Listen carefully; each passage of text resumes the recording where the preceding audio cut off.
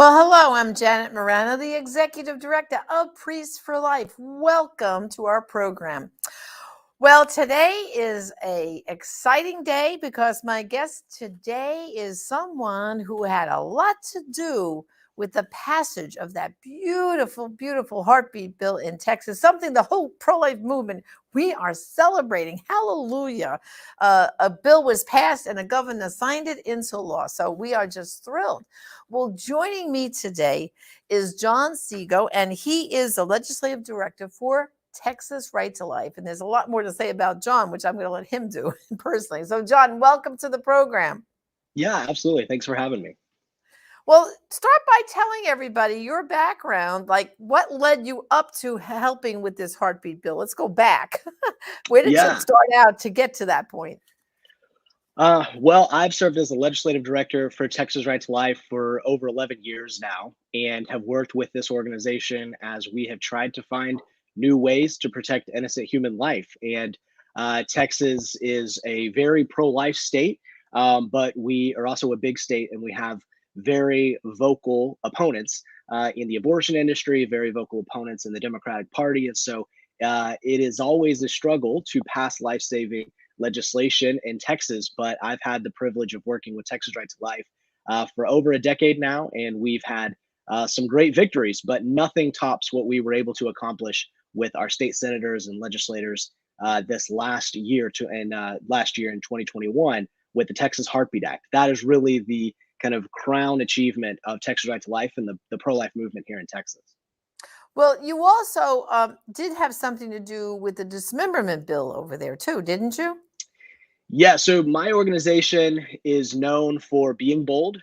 We sometimes get a reputation for being hard to get along with because we have very high standards of what legislation we want to work on. And our legislature here in Texas only meets every other year. And so we have a small 140-day window every other year to pass life saving legislation. And so we get legislators all the time say, "Oh, I've got a great idea for a bill." And we unfortunately have to break the news to them. Hey, that's a good idea, but it doesn't rise to the level of priority. It's not something that's going to save lives or shape the cultural conversation or help us overturn Roe. So it's a good idea, not the best idea.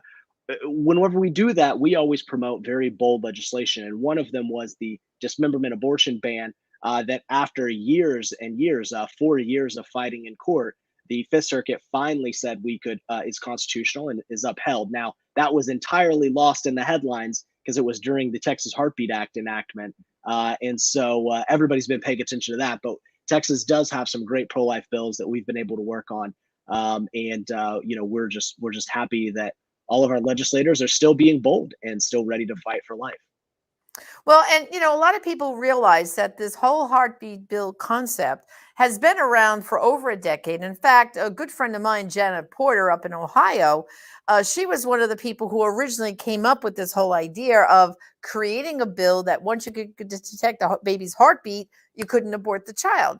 And I know they've tried it in other states. In fact, it did pass in Ohio, but at the time they had a pro abortion governor who would not sign it into law. And that's been the obstacle, I think, in some of these other states that the legislature passed a heartbeat bill, but they couldn't get it signed into law. So tell us what's different about Texas. We know your governor signed it into law, but I do believe your heartbeat bill was crafted specifically very different from some of these other bills. So tell us about, like, how did you get involved, and who were the other players that helped craft this very unique heartbeat bill? Yeah, absolutely. You're absolutely right. Is that there's nothing unique about recognizing the heartbeat as an important point in development for the child. As you mentioned, Janet Porter's led on that. Other organizations, we have friends in Ohio that were in on that movement. So that absolutely. Whenever Texas kind of looked at what we were going to do to protect innocent human life in this last legislative session, a Heartbeat Act was out there, and we had a couple of legislators that were very passionate about let's get a Heartbeat Act. And we had one kind of the biggest champion of it was Senator Brian Hughes from Tyler, Texas, and he was really the champion on this bill. And so he came to us and some other attorneys and a group of us that said, and he said, "Hey, we want to pass a heartbeat bill. That's what we're going to do, but how can we succeed where other states have failed? Other states have been stuck in court. They've had injunctions. They know no other state, even though 13 had passed a bill, no other state was able to enforce the bill. So how do we get around this? And that was kind of our marching orders from Senator Hughes, and is to figure out how can we succeed where other states. And so with a group of other attorneys and another group, we got together and started looking at what are ways that we can keep the abortion industry on their toes, keep them following this law and not get stuck in court. And so we came up with this very unique mechanism for enforcement. And that really was the key, is not necessarily what it prohibits. Our bill, just like the others, prohibits performing an abortion on a child who has a detectable heartbeat. The unique part was what we do if we think there's a violation. And that's really where Senator Hughes and us were able to kind of push forward this unique model that has been successful for since September 1st. And so we're talking about more than 10,000 lives. Our estimate is more than 10,000 lives have been saved so far in Texas from elective abortion because of this kind of unique model of Texas Heartbeat Act. Okay, so take us to the timeline. When did Senator Hughes and you and the other gentlemen first get together to start this work? What year was that? Yeah, so that was in 2020. We were preparing for our 2021 legislative session, and there had been legislators that were interested in Heartbeat Act back in 2019. A bill was introduced and was discussed.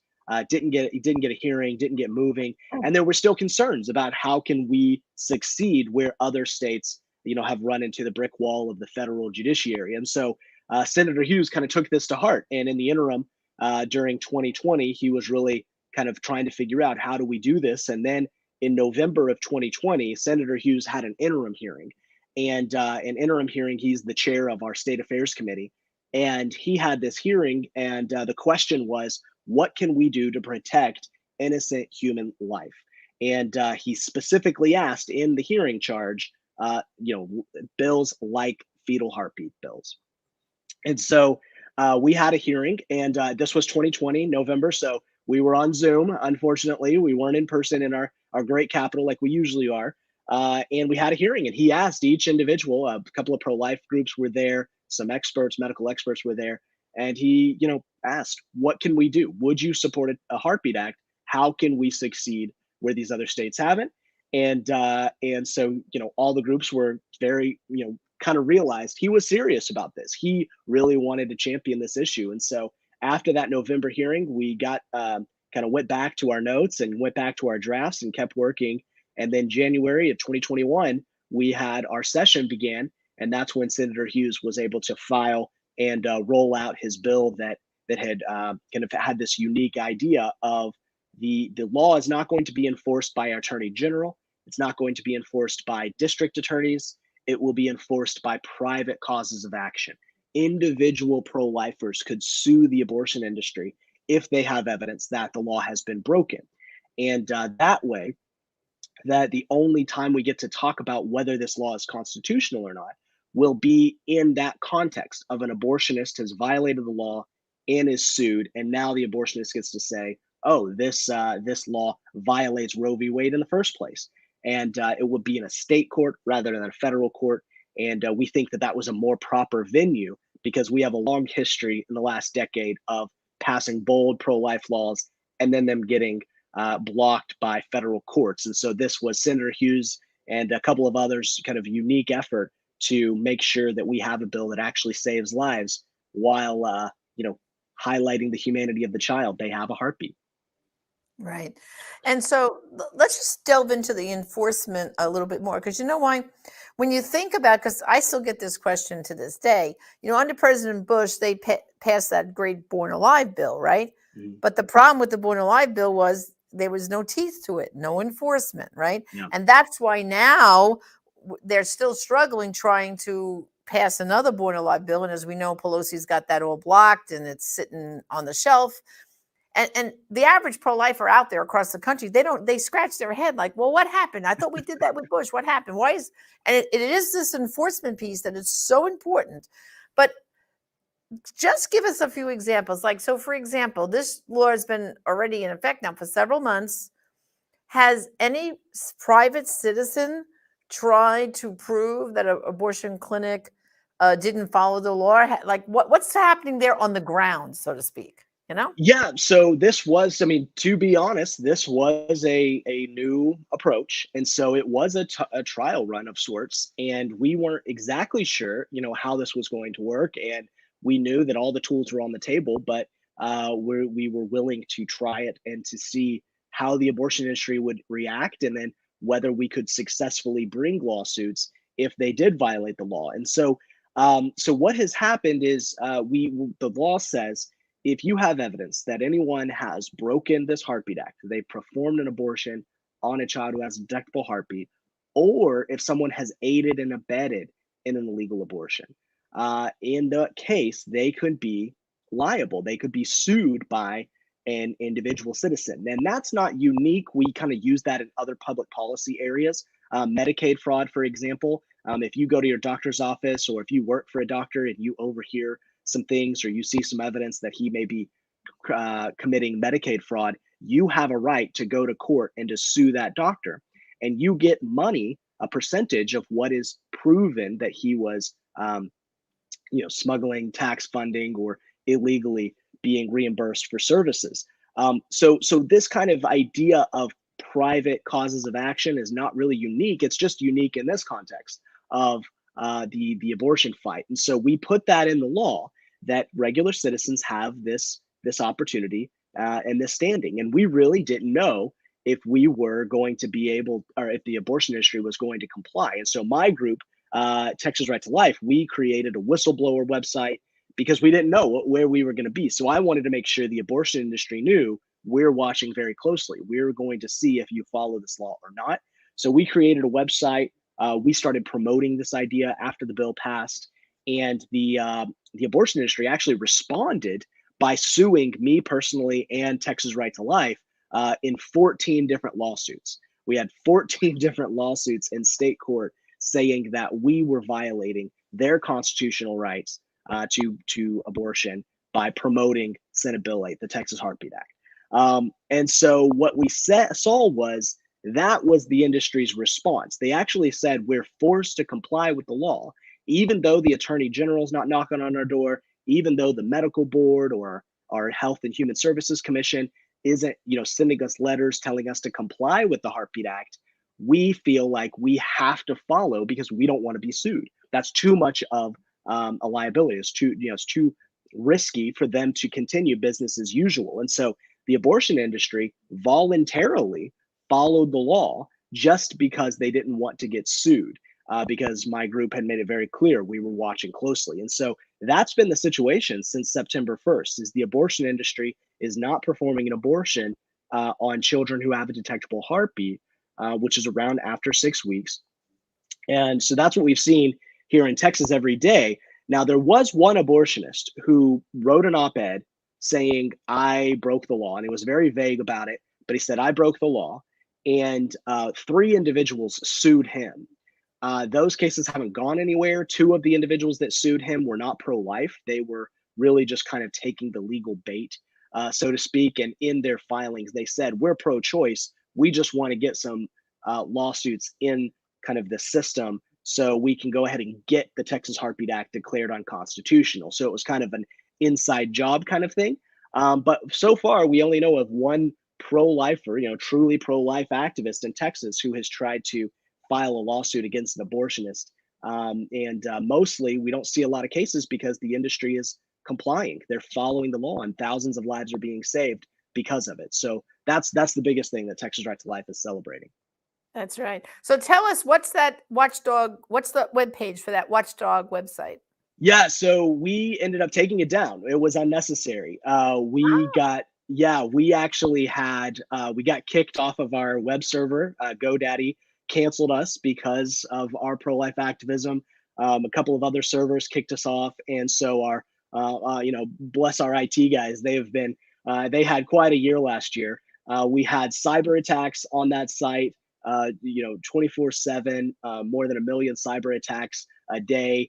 And so our IT guys were working on that. Once we saw that they were complying with the law, we kind of switched to, okay, if you think, and we've told all of our partners this and our networks of sidewalk counselors and pregnancy centers, if you know of any violations or have reason to believe, just call us, because the website itself was becoming a distraction. So that website's not still up right now, but texasrighttolife.com, our main site, is still up, and all the contact information there. And thankfully, the other side has not been able to shut that site down. But we decided to just focus on that one and not have the distraction of our whistleblower site for now. Okay, so now let's just look at this whole thing for a minute, because Yeah. at 6.5 weeks, we can detect that heartbeat, right? And, Mhm.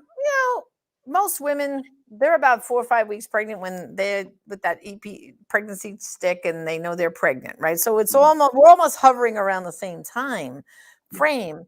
But we also know what a lot of women are doing right now, and the abortion industry, they're giving the medical abortion, RU486. Mhm. So, how does this get enforced then when we're talking about there's not an abortionist, as we know?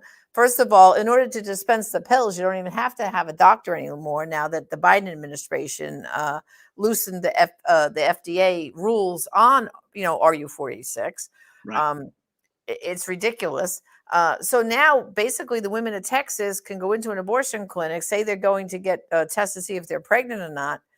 So who's monitoring if they're walking out with that little bag of RU486, right? Yeah, that you're absolutely right. That is the future, and for Texas Right to Life, that is definitely going to be the future of the abortion fight. Even if Roe v. Wade is overturned, we have this issue of abortion-inducing drugs, and we have seen that the industry is evolving.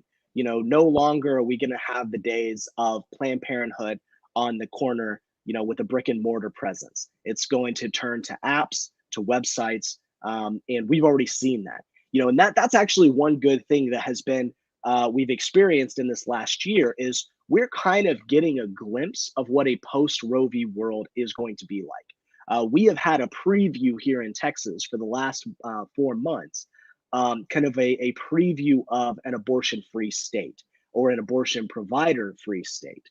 And so now we're looking at, and we're looking at these new trends and how the abortion industry is evolving. And this is one way that they're doing it.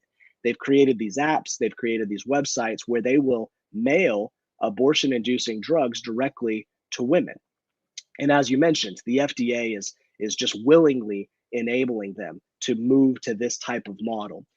We have doctors from other countries, doctors from other states, advertising their services that they will mail abortion inducing drugs directly to women in Texas. And that is not just in violation of the Heartbeat Act, that's in violation of a lot of our other pro life laws.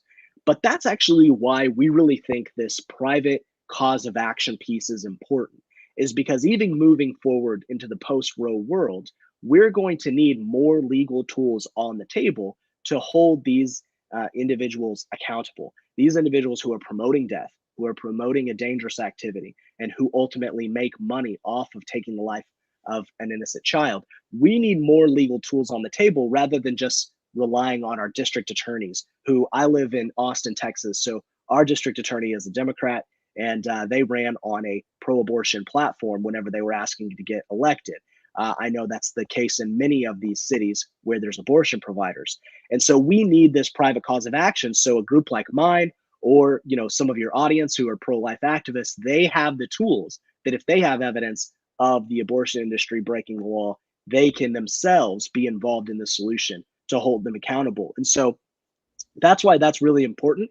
And we'll be promoting that. Texas Right to Life has been promoting that. Yes, Dobbs is very promising. We're very excited to see what happens in the Dobbs versus Jackson case.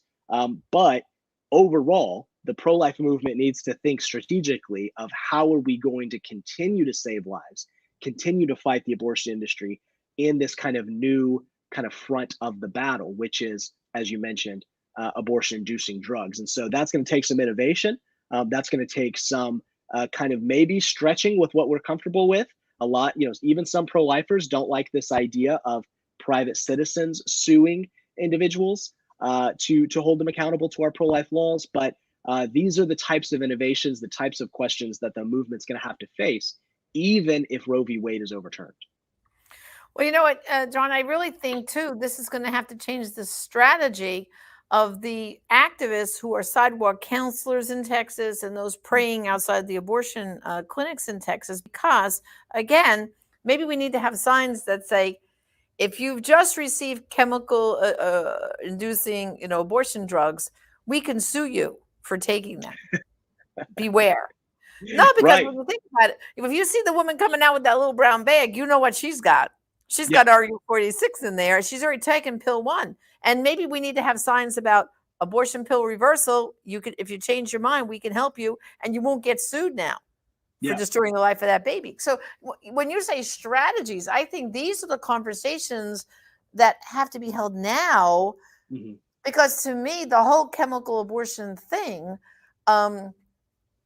is where they're going to go. They're going to be their go-to place, especially now that they know they have a very friendly FDA and Biden administration who's just opened up the floodgates for them and say, oh, you just send it in the mail. No big deal. You don't even need to have a telemed appointment. No, just mail it to them. No, Right. no big deal. No big deal.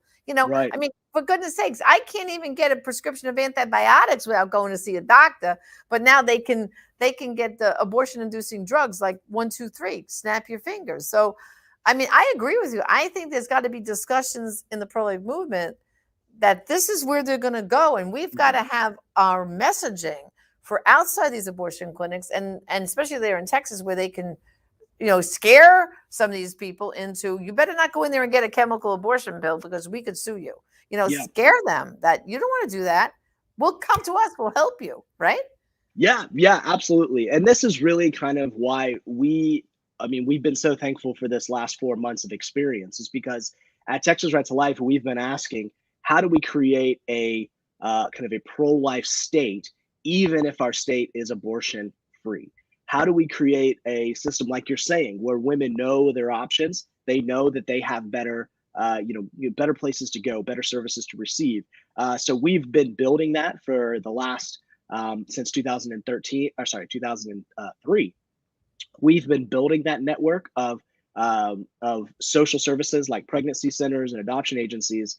But if Roe is overturned, they're still going to have this issue of chemical abortions, and whether they're on the black market or whether they're being mailed directly to women, we still have to be there. And so, yeah, right, those sidewalk counselors turn into being associated maybe with pregnancy centers that advertise more bluntly about chemical abortions, about the outcomes, and about how they can help you, even if that's the path that you've thought you needed to take by ordering these drugs. But you're absolutely right. That is going to be it, and I think that's one thing we're concerned about for the pro-life movement, is that if Roe v. Wade is overturned or folded back significantly by the court, a lot of pro-lifers will think that the battle is over, that the war is over, rather. And unfortunately, we're trying to communicate the battle is just shifting. We're here in Texas. We're right on the border of Mexico, and we've already had Mexican activists, pro-abortion activists in Mexico, saying, we will send these drugs to you directly over the border, or bring them to you over the border.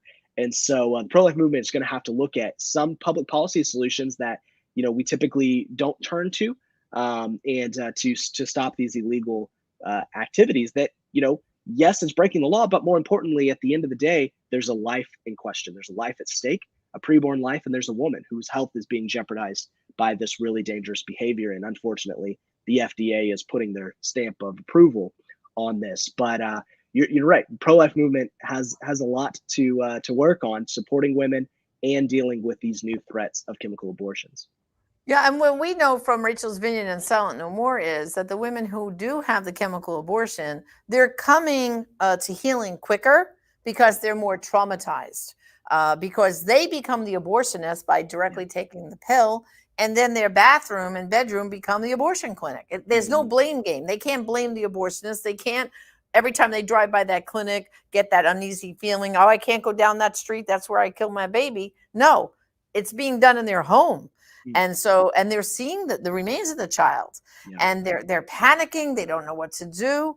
So the trauma is greater and deeper to these women. And so You're right. We have a lot of work to do. But here's a little fact I'd like to tell you. While you guys were passing the heartbeat bill, here at Priest for Life, we started a campaign last spring called My Heart Beats Just Like Yours. Okay. And it's showing the unborn child in the 7, 8, 9, and 10-week development. Beautiful pictures, lots of facts. Matter of fact, you can go to the website, anyone who's interested. MyHeartBeatsJustLikeYours.com. We have t-shirts, water bottles, bumper stickers, like the whole gamut. Because I've had this gut feeling for a while now that we've got to shift gears onto this medical abortion, because that's where they're going to go, because they can't find, first of all, they're finding few and few doctors willing to do surgical abortion. That's point one. And the chemical abortion, it makes it cheap and easy. Planned Parenthood doesn't have to build these big mega brick and mortar buildings with chemical pills. It's easy peasy for them. So that's their go-to thing. But there's one more question before we're out of time I want to ask you. I've seen the abortion industry advertise and fundraise that they have to have mobile abortion vehicles on the border of Texas to help the poor women of Texas. Have you seen that whole campaign?